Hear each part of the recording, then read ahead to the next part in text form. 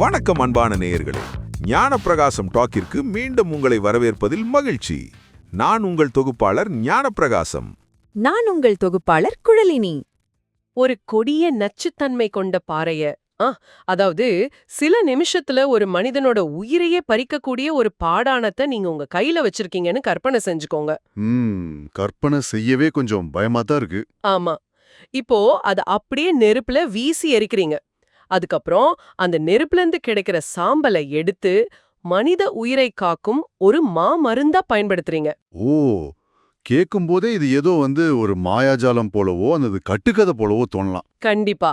ஆனா நீங்க இத கேட்டுக்கிட்டு இருக்கிற இந்த நொடியில பல 1000 வருஷங்களுக்கு முன்பே மிக துல்லியமா எழுதப்பட்ட ஒரு வேதியியல் செயல்முறைய நாம உடைத்து பார்க்க போறோம்.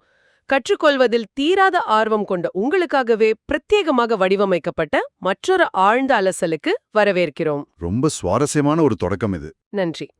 இன்று நாம் போகர் 7000 போன்ற பழங்கால சித்த மருத்துவ ஏடுகளை அடிப்படையா வச்சு அலச போகும் தலைப்பு புடம் போடுதல் என்றால் என்ன?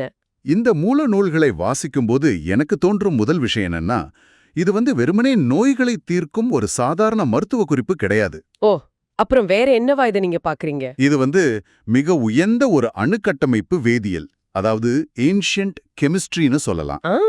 அப்படி சொல்லலாம். இன்னைக்கு நாம நவீன லேப்கள்ல பல கோடி ரூபாய் மதிப்பிலான கருவிகளை கொண்டு செய்யக்கூடிய ஒரு நுட்பமான அறிவியல் மாற்றத்தை எந்த ஒரு இயந்திரமோ இல்லாம அவங்க நிகழ்த்து காட்டியிருக்காங்க. அதைத்தான் நாம இன்னைக்கு ஆழமா புரிஞ்சுக்க போறோம். ஆனா எனக்கு இப்போ ஒரு அடிப்படையான சந்தேகம் இருக்கு. சொல்லுங்க, என்ன சந்தேகம்? அதாவது மூலிகைகளை பறித்து இடிச்சு சாறு பிழிந்து அப்படியே நேரடியாகவோ அல்லது காய்ச்சியோ குடிப்பதை நாம அறிவோம். அது பாதுகாப்பானது, நமக்கு புரியுது. ஆமா, அது ஒரு சாதாரண முறை.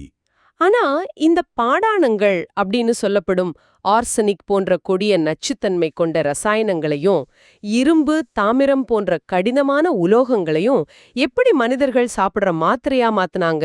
அது ஒரு மிகச்சிறந்த கேள்வி. ஏன்னா ஒரு இரும்பையோ அல்லது செம்பையோ நெருப்பிலிட்டு எரித்தா அது சூடாகும் அல்லது உருகும். அதை எப்படி நாம விழுங்க முடியும்? இது எப்படி ஒரு மருந்தா மாறும்? நீங்க கேக்குறது ரொம்ப நியாயமான ஒரு விஷயம். இரும்பு நெருப்புல காட்டுனா உருகும் அப்படிங்கிறது சாதாரண இயற்பியல் இல்லையா? ஆமா, அதுதான் எல்லாரும் அறிஞ்ச அறிவியல். ஆனா புடம் போடுதல் அப்படிங்கிறது வெறும் நெருப்ப காட்டுற வேலை கிடையாது. நீங்க அந்த பழங்கால நூல்களை கவனிச்சிங்கன்னா அவங்க அதை எவ்வளவு நேர்த்தியான ஒரு வேதியியல் மாற்றமா நிகழ்த்துறாங்க அப்படின்னு புரியும். கொஞ்சம் விளக்கமா சொல்ல முடியுமா? கண்டிப்பா. கடினமான உலோகங்களிலோ அல்லது பாறாணங்களிலோ இயற்கையாவே நச்சுத்தன்மை இருக்கும். அந்த மூலப்பொருட்களை மனித உடல் நேரடியா ஏத்துக்காது. அப்படியே ஏத்துக்கிட்டா அது ஆபத்தா முடியும். சரியா சொன்னீங்க. கல்லீரலையும் சிறுநீரகத்தையும் அது கடுமையா பாதிக்கும். இப்போ புடம் போடுவதன் மூலம் என்ன நடக்குதுன்னா, அதிக வெப்பத்தோட தொடர்ச்சியான தாக்கத்தால அந்த உலோகத்தோட அணுக்கட்டமைப்பு உடையுது. ஓ, அணுக்கட்டமைப்பு உடையதா? ஆமா, அதிலுள்ள நச்சுத்தன்மை ஆவியாக்கப்பட்டு முற்றிலுமா நீக்கப்படுது. அப்படி என்றால் ஒரு தீவிரமான பேக்கிங் செயல்முறை அல்லது பழங்கால மைக்ரோவேவ் ஓவன் மாதிரி செயல்பட்டு அதோட அடிப்படை தன்மையே மாத்திராங்க அப்படின்னு சொல்றீங்க. மிகச்சரியான ஒரு ஒப்பீடு. அது மட்டும் இல்லாம அந்த உலோகம் உடைஞ்சு மனித உடல் மிக எளிதா கிரகித்து கொள்ளக்கூடிய நுண் மூலக்கூறுகளா மாறுது. பயோ அவைலபிள் ஃபார்ம் அப்படின்னு சொல்வாங்களே, அதுவா? எக்ஸாக்ட்லி. மருத்துவ அறிவியல்ல இதை உயிர்ப்பொருள் ஏற்புத்தன்மை அப்படின்னு கூறுவாங்க.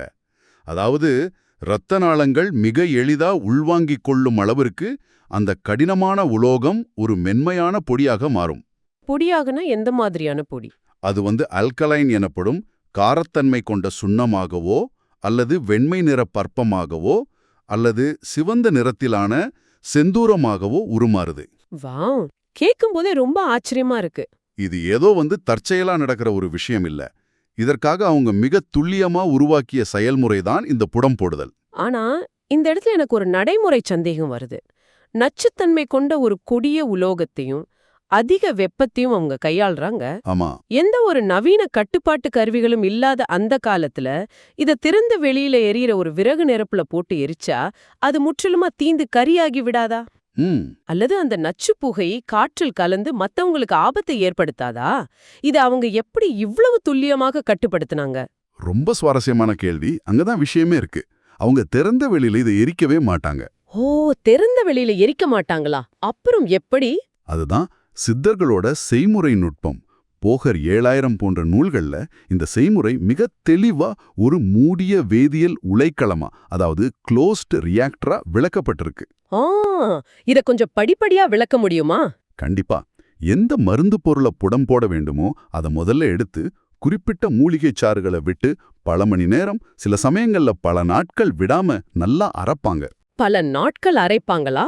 ஆமா, மூலிகையோட சாறு அந்த உலோகத்தோடு கலக்க கலக்க அது ஒரு மென்மையான மாவு பதத்துக்கு வரும். அது சிறிய வில்லைகளா, அதாவது நம்ம தட்டுற சிறு தட்டைகளா தட்டிக்கிட்டு நிழல்ல நல்லா காய வைப்பாங்க. சரி, உலோகம் இப்போ மூலிகையோடு கலந்து காய்ந்த வில்லைகளா இருக்கு. அடுத்து இத அப்படியே நெருப்புல போடுவாங்களா?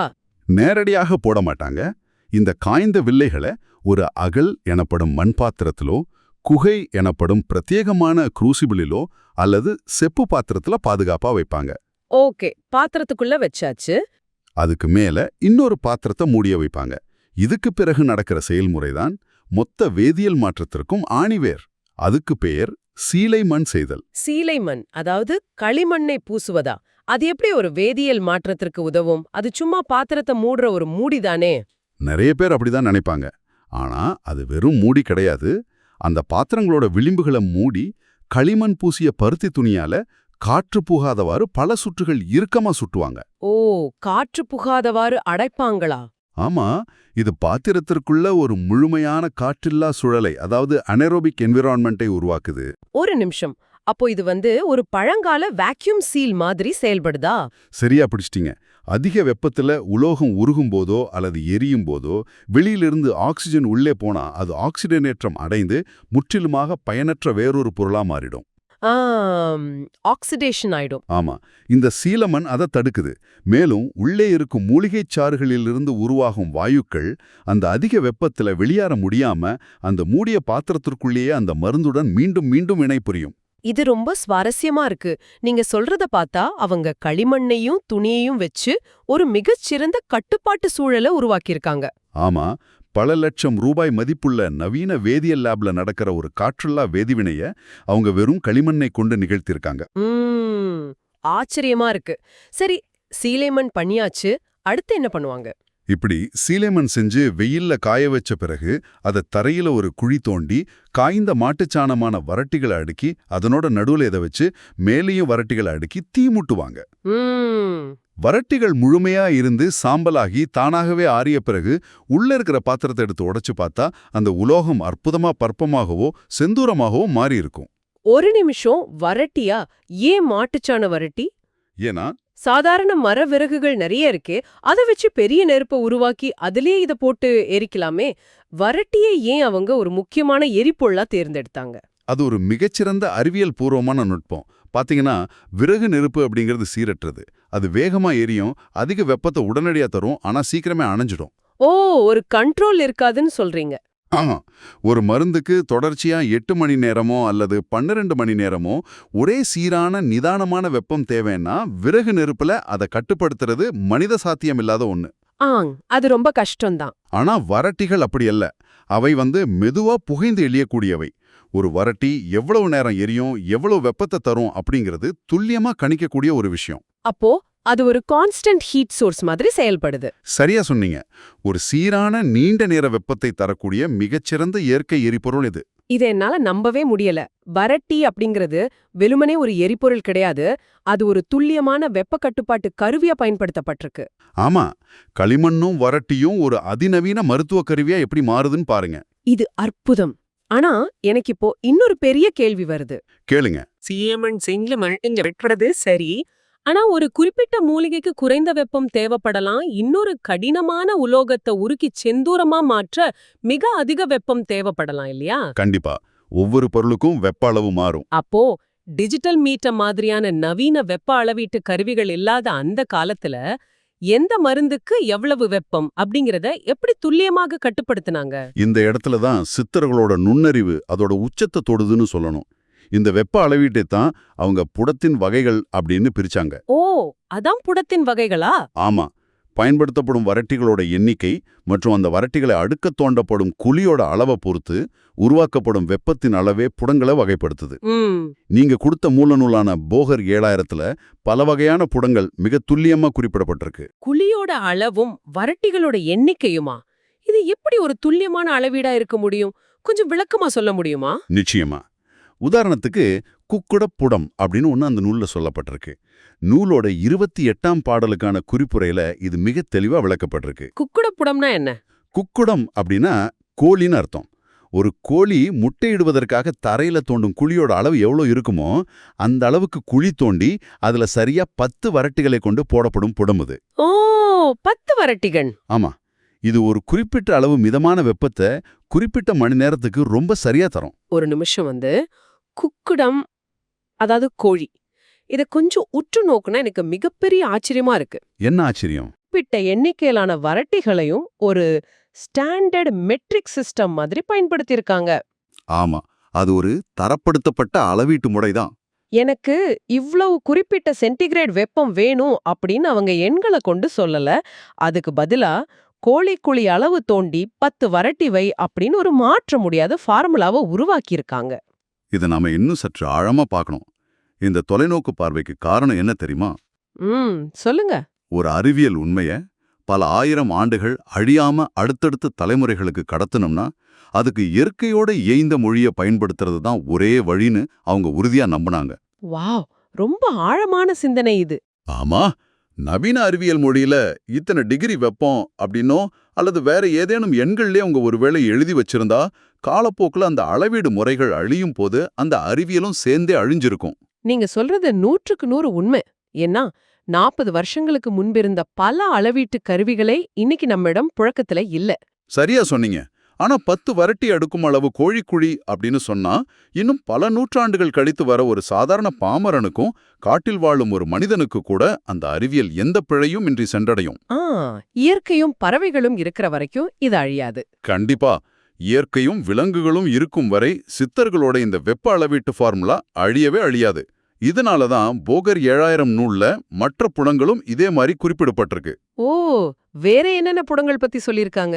மென்மையான பொருட்களுக்கு மிக குறைந்த வெப்பம் தரக்கூடிய சிறு புடம், நடுத்தரமான வெப்பம் தேவைப்படும் மருந்துகளுக்கு கௌதாரி பறவையோட கூட்டை போன்ற குழி அமைத்து போடப்படும் கௌதாரி புடம். கௌதாரி புடம் பேரே ரொம்ப அழகா இருக்கே. ஆமா, அது மட்டும் இல்லாம கடினமான உலோகங்களை உடைக்க அதிக அளவு வறட்டிகளைக் கொண்டு ஒரு பெரிய குழியில எரிக்கப்படும் பெரும்புடம் என பல வகைகள் இருக்கு. இதுக்கெல்லாம் பாடல் வரிகள் ஏதோ இருக்கா? இருக்கு. கலைப்பாக கௌதாரி புடமே போடு அப்படின்னும் பெரும் புடமாய் போட்டெடுக்கச் சுண்ணமாகும் அப்படின்னும் போகர் மிக சாதாரணமா பாடிச் செல்றார். ஆனா அந்த வரிகளுக்கு பின்னால் ஒரு துல்லியமான வெப்ப இயக்கவியல் அறிவியல் ஒளிஞ்சிருக்கு. நீங்க சொல்றது கேட்கும்போது அவங்களோட அறிவாற்றலை எண்ணி உண்மையிலே சிலிர்ப்பா இருக்கு.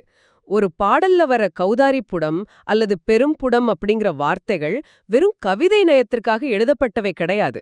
ஆமா, அது வெறும் கவிதை அல்ல. அவை மிக துல்லியமான வேதியியல் சூத்திரங்கள் அப்படிங்கிறது இப்போ ரொம்ப தெளிவா புரியுது. சரி, நாம இப்போ இந்த அற்புதமான விவாதத்தோட இறுதி பகுதிக்கு வந்துட்டோம். நேரம் போனதே தெரியல. ஆமா, செப்பு பாத்திரம், களிமண் மற்றும் மாட்டுச்சாணம் அப்படிங்கிற மிக சாதாரணமான நம் கண்முன்னே அன்றாடம் கிடைக்கிற பொருட்களை கொண்டு ஒரு முழுமையான கட்டுப்பாட்டுச் சூழலை அவங்க உருவாக்கியிருக்காங்க, செஞ்சு காட்டியிருக்காங்க. கடினமான உலோகங்களையும் கொடிய நச்சுக்களையும் உயிர்காக்கும் மாமருந்த மாற்றிய புடம் போதுதல் அப்படிங்கிற வேதியியல் விந்தைய நாம இன்னைக்கு முழுமையா புரிஞ்சுக்கிட்டோம். ஆமா, எந்தவித நவீன இயந்திரங்களோட துணையும் இன்றி இயற்கையோடு இயந்த ஒரு அதிநவீன தொழில்நுட்பம் இது அப்படிங்கறத நம்ம மறுக்கவே முடியாது. இதை செடிமதுட்டு கொண்டிருக்கும் உங்களுக்கு நான் ஒன்றை மட்டும் கூற விரும்புறேன். அடுத்த முறை நீங்க ஏதேனும் ஒரு உடல்நலக் குறைவிற்காக ஒரு நவீன மாத்திரையை எடுத்துக்கும்போது அதை போன்றே ஒரு துல்லியமான மருந்த அவங்க எப்படி உருவாக்குனாங்கன்னு யோசிச்சு பாருங்க. கண்டிப்பா. எந்தவித நவீன கருவிகளும் இன்றி, மின்சாரம் இன்றி, வெறும் நெருப்பையும் மண்ணையும் பறவைகளோட கூடுகளையும் மட்டுமே வச்சு மிக சரியா அளவிட்ட நாம் பழங்கால சித்தர்களோட அறிவாற்றல ஒரு கணம் நினைச்சு பாருங்க. ஒரு சாதாரண களிமண்ணுக்குள் நடந்த அந்த வேதியியல் மாயத்தை நினைத்து பாருங்க. இதை ஒட்டி உங்களுக்கான ஒரு சிந்தனையும் நான் முன்வைக்க விரும்புறேன். சொல்லுங்க. இயற்கையான குழி அளவுகளையும் சில வறட்டிகளையும் மட்டுமே வச்சுக்கிட்டு அணுவளவிலான வேதியியல் மாற்றங்களை சித்தர்களால மிக சாதாரணமா நிகழ்த்த முடிஞ்சதுன்னா ஒரு நிமிஷம் யோசிச்சு பாருங்க. நம்முடைய பழங்கால பாடல் வரிகளுக்குள்ள இன்னும் எத்தனையோ நவீன குவாண்டம் அறிவியல் உண்மைகள் நாம புரிஞ்சிக்க தவறிய மிகச் சாதாரண வார்த்தைகளுக்குள்ள ஒளிஞ்சுகிட்டு இருக்கலாம் இல்லையா? வாவ், ஆமா. கோழிக்குழிக்குள்ளும் கௌதாரி குழிக்குள்ளும் ஒரு மிகச்சிறந்த வெப்ப இயக்கவியல் தத்துவம் ஒளிந்திருந்ததைப் போல அவங்க பயன்படுத்திய வேறு எந்த எளிய வார்த்தைகளுக்குள்ள என்னென்ன பிரபஞ்ச ரகசியங்கள் புதைந்து கிடக்கின்றனவோ. இது உண்மையிலேயே நம்மை உறங்க விடாம சிந்திக்கத் தூண்டும் ஒரு மிகச்சிறந்த கேள்வி. ஏதோ ஒரு சாதாரண பாடல் வரிக்குள்ளோ ஒரு பெரிய அறிவியல் இருக்கலாம் அப்படிங்கிற தேடலோடு அந்த பழங்கால ஏடுகளுக்குள்ள மறைந்திருக்கும் ரகசியங்களைத் தேடும் நம்முடைய இந்த பயணம் தொடர்ந்து கொண்டே இருக்கட்டும். மீண்டும் ஒரு சுவாரஸ்யமான தலைப்போடு சந்திப்போம்.